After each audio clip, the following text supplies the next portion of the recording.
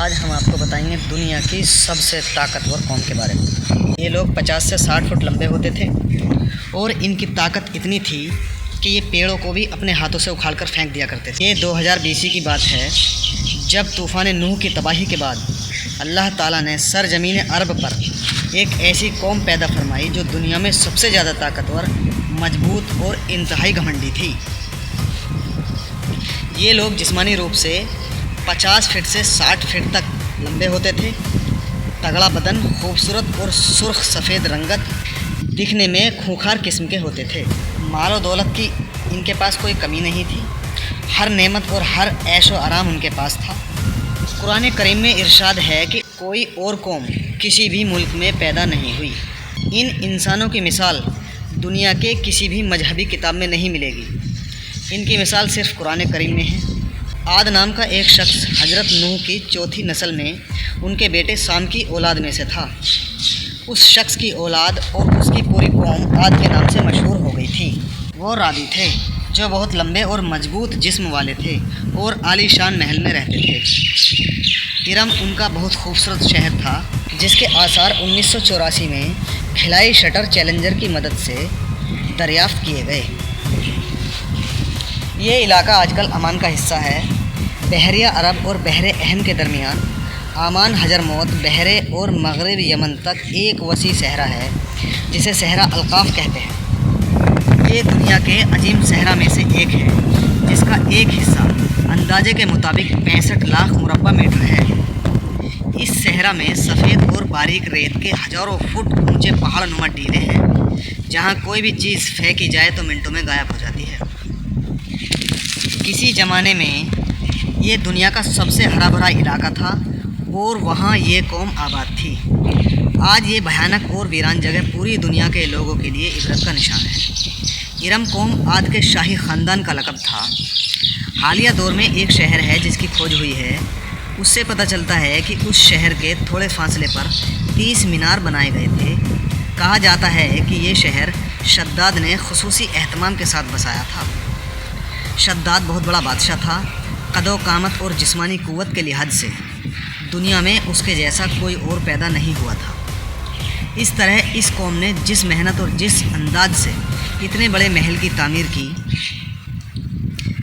ایسی تعمیر اس سے پہلے دنیا میں کبھی کسی اور قوم نے نہیں کی۔ شاید اسی کے لیے یہ جگہ شداد کی جنت کے نام سے تاریخ میں مشہور ہے، تاکہ لوگ آخرت کی جنت کے بدلے اس نقد جنت کو اختیار کر لیں۔ مگر جب یہ عالیشان محل تیار ہو گیا اور شداد نے اس میں جانے کا ارادہ کیا تو ان پر اللہ تعالیٰ کا عذاب نازل ہوا اور وہ سب ہلاک ہو گئے۔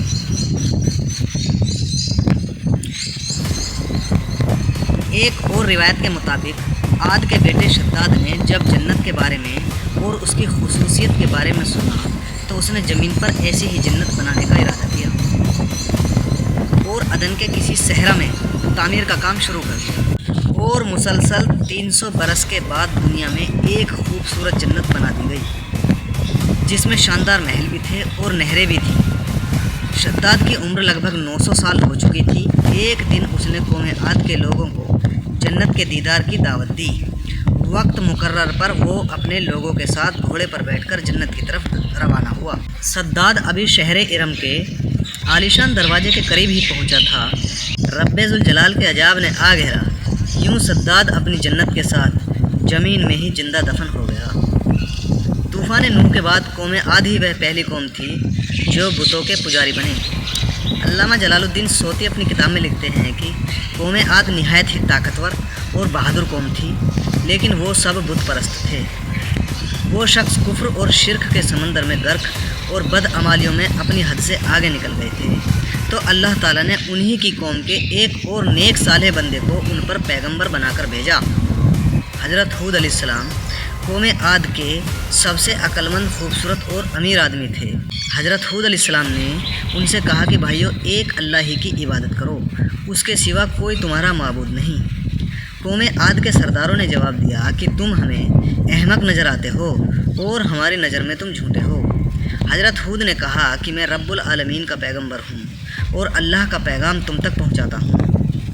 وہ کہنے لگے، اگر تم ہمارے پاس اس لیے آئے ہو کہ ہم اپنے معبود کو چھوڑ دیں जिन्हें हमारे बाप दादा पूजते थे। अगर तुम सच्चे हो तो जिस अजाब से हमें डराते हो तो वो ले आओ। हज़रत हूद अलैहिस्सलाम उससे भी ज़्यादा नसीहतें करते रहे। कभी उन्हें अल्लाह की नेमतें याद दिलाते तो कभी अजाब इलाही से डराते, कभी तूफ़ान नूह का हौलनाक मंजर बताते, लेकिन वो गुरूर और तकब्बुर में अंधे और बहरे बने रहे। उन्हें अपनी ताकत पर बड़ा घमंड था। इरशाद बारी ताला है कि कौम आद नाहक मुल्क में गुरूर करने लगी और कहने लगी, कोई ताकतवर हमसे ज़्यादा दुनिया में। कौम आद के 13 ख़ानदान थे। अमान से लेकर यमन तक एक तवील इलाके में उनकी बस्तियाँ थीं। सर सब्ज शादाब खेत और खलियान, फलों फूलों से लदे हुए बाग, मीठे पानी की बलखती नहरें, खूबसूरत तगड़ा और तंदुरुस्त बदन, लंबी कदकाठी, इन्हीं सब नेमतों ने उन्हें शदीद घमंडी बना दिया था। हूद अलैहिस्सलाम ने अपनी कौम को राह रास्त पर लाने के लिए बड़ी जद्दोजहद की, लेकिन कौम आद उनको जादूगर और झूठा शख्स कहते थे। फिर हज़रत हूद अलैहिस्सलाम ने बारगाह इलाही में दुआ फरमाई कि ए मेरे परवरदिगार, इन्होंने मुझे झूठा कहा है, अब तू ही मेरी मदद फरमा। अल्लाह ताला ने अपने नबी की दुआ कबूल फरमाई और कौम आद पर अजाब की इब्तिदा हुई। बादलों के फरिश्तों को हुक्म मिला कि अब बारिश न बरसाई जाए। चश्मों के फरिश्तों को हुक्म मिला कि उनके चश्मों से पानी को खुश्क कर दो। देखते ही देखते शादाब वीरानी में बदल गई। मवेशी मरने लगे, फल अनाज सब्जी और सब खाने की चीज़ें ख़त्म हो गई। पूरी कौम खुश्क साली का शिकार होकर बदहाल और परेशान हो गई। ये सिलसिला मुसलसल 3 साल चलता रहा। नबी से कौम की ये परेशानी देखी न जाती थी। हूद अलैहिस्सलाम नसीहत करते रहते और फरमाते कि ए मेरी कौम के लोगों, अपने परवरदिगार से माफ़ी मांगो, फिर उसके आगे तौबा करो, वो तुम पर आसमान से रहमत बरसाए और तुम्हारी ताकत और क़ुव्वत में इजाफ़ा फरमाए। वो कहने लगे, हूद, हम सिर्फ़ तुम्हारे कहने से ना तो अपने माबूद को छोड़ने वाले हैं और ना तुम पर ईमान लाने वाले हैं। हम तो ये समझते हैं कि हमारे किसी माबूद ने तुम्हें आसेब जदा करके दीवाना कर दिया है। उस ज़माने में ये दस्तूर था कि जब भी बस्ती पर कोई मुश्किल पेश आती तो वो बैतुल्लाह शरीफ जाकर अल्लाह के आगे घुटने टेक कर गिड़गिड़ाते और दुआ मांगते, फ़ौरन उनकी मुश्किल दूर हो जाती। यानी काफिर कौम भी इस हकीकत को तस्लीम करती थी कि इस अर्श व ज़मीन का मालिक एक है। चुनांचे कौम आद के 70 लोग मक्का मुकर्रमा पहुँचे, जहाँ मुआविया बिन बकर की हुकूमत थी। मुआविया की माँ का ताल्लुक़ कौम आद से था। मुआविया ने उनकी खूब आवभगत की। वो लोग 1 माह तक वहाँ रहे और बारिश के लिए दुआ मांगते रहे। दुआ करवाने वाले सरदार का नाम कैल बिन अंबर था। अल्लाह ताला ने उन पर, जब उनकी दुआ कबूल हुई तो अल्लाह ताला ने उन पर 3 रंग के बादल भेज दिए, सफ़ेद, सुर्ख और सियाह, सफ़ेद, लाल और काला। फिर आसमान से निदा आई कि इनमें से एक को चुन लो। कैल ने काले बादल को पसंद कर लिया क्योंकि वो खूब बारिश बरसाने वाला होता है। फिर निदा आई कि तुमने हलाक और तबाही को पसंद कर लिया है। चुनांचे अल्लाह ताला ने काले बादल को कौम आद की तरफ भेज दिया, जिसे देखकर पूरी कौम खुशी से नाचने गाने लगी।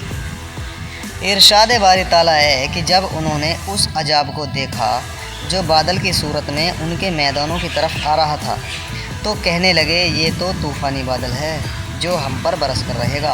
अल्लाह ताला ने ये अजाब 7 रात और 8 दिनों तक मुसलसल जारी रखा। उस आंधी ने किसी जानदार को ज़िंदा नहीं छोड़ा। गारों, पहाड़ों और घरों और महलातों के अंदर सबको फना कर डाला। अल्लाह ताला ने उनके ऊपर बादल में सिर्फ़ अंगूठी जितनी जगह ही खुली छोड़ी थी। अल्लाह ताला ने उस खौफनाक आंधी से हज़रत हूद अलैहिस्सलाम और उनके साथियों को महफूज रखा। अल्लाह ने कौम आद को ताकत और क़ुव्वत, माल व दौलत, शान व शौकत समेत दुनिया की हर नेमत अता फरमाई।